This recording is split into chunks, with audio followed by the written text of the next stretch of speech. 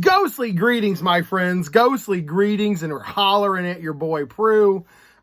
So I have made my first ever reading challenge. I've never made a reading challenge before, but I really wanted to make one. And I was looking for one, and I've seen a lot of them, but I kind of wanted to make my own.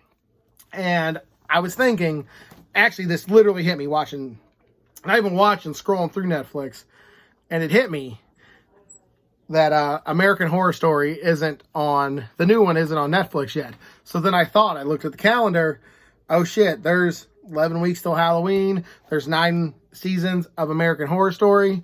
Let's do an American Horror Reading Challenge. What? Represent. Now, of course, I don't mean these novels have to be from America. I am going to correlate a season of the show with a style of book to read, and that's going to be the challenge. So feel free. I'd love it if more people did this, but if not, I'm just excited to have my own reading challenges, and I got a couple books in mind that I kind of want to read, and a couple of them actually fit, so that'll be extra motivation for me to read, that'll be extra motivation for you to read, and also, y'all get about 9 more videos out of this guy, and Halloween's my favorite season, so curling up to a good book, by the creepy weather, with the scary movie on in the background, I can't ask for much more in life. I love pumpkin pie too. God, that's my best pie. But American Horror Story. Okay, so here's what I'm going to do. We're going to start it like this. So season 1 is called Murder House. So read a book about a haunted house or ghost. Every one of these has 2 or 3 different options in case you can't find that book or have that book if you don't have any money and you're stuck at home with quarantine. So there's a couple options for each different season. So you can just... Oh, cool, yeah, it gives you a little less panic room because it's a bit of a time crunch. You got 9 books in 11 weeks. It's kind of rough. But Asylum. Okay, so season 2 is called Asylum. So read a book about a mental illness or an asylum. And of course, the challenge is called American Horror Challenge. So have these all be somewhat horror themed. Some creepy, some spooky, little thriller thrown in there, some suspense. Ah, monster, get you. All right, I'm in it. All right, season 3 is probably my favorite season of American Horror Story, which is Coven. My friend Brad on YouTube, Brad Proctor, I know him. He's a great guy. I don't know him personally. We talk a lot, and he is into witches, and I'm also into witches. And so Coven is the season about witches. So read a book about witches and or some form of magic, summoning, Ouija board, that kind of thing. Freak Show. This is my least favorite season of American Horror Story for any insights into the Pruitt world. Read a book about a monster or read some books about a circus or a carnival, something like that. So you got circus, carnival, or just a monster book. Like season 1, you got a haunted house or a ghost. Season 2, you got mental illness or an asylum. 3, you got witches and magic, that kind of stuff. Season 4, monster or a circus or stuff. Now, season 5, hotel. This one has 3 because there's 3.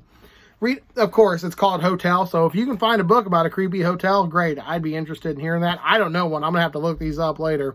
Vampires, of course. You know, there's a vampire in there. These are somewhat spoilers. And serial killers. The serial killer, Ryan Paulson's, no, not Ryan Paulson, what's his name? Evan Peters, that's his name. Evan Peters plays a serial killer in that. And Ryan Paulson, I don't know where I got that from. But Evan Peters plays a serial killer in that. So, serial killers. Roanoke, a book about an urban legend, found footage, or based on actual events. So you got 3 for that one too. I didn't know about that. Urban legends, found footage, based on events. I think that'd be fun. Cult, of course, is the way it is cult. So read a creepy book about a cult. Read a creepy book about politics. And in honor of the show, some of the cast members being out as LGBTQ, I thought I would show my support towards them as a thank you for doing such an amazing show and say, if you want to do a horror-themed LGBTQ book that has nothing to do with anything, it's just that sort of, throw that one in this week.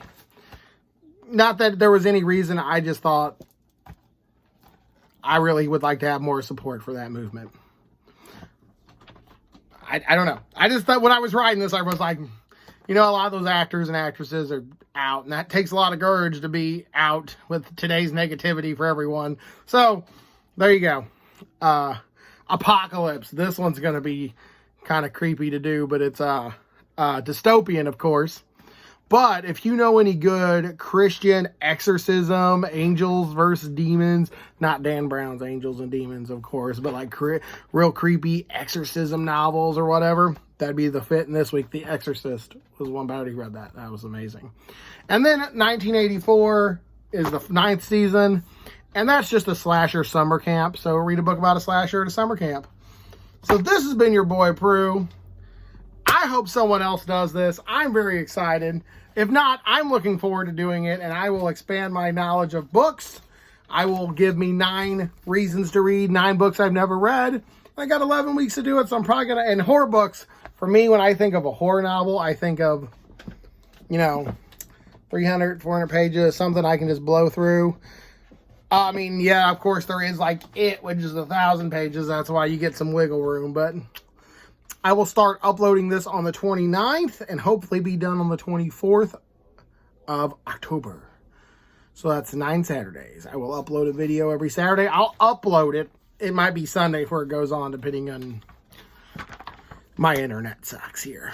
But yeah, thank you. I have never done a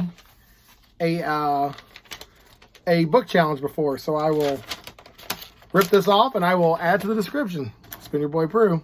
Stay creepy. Thank you for watching.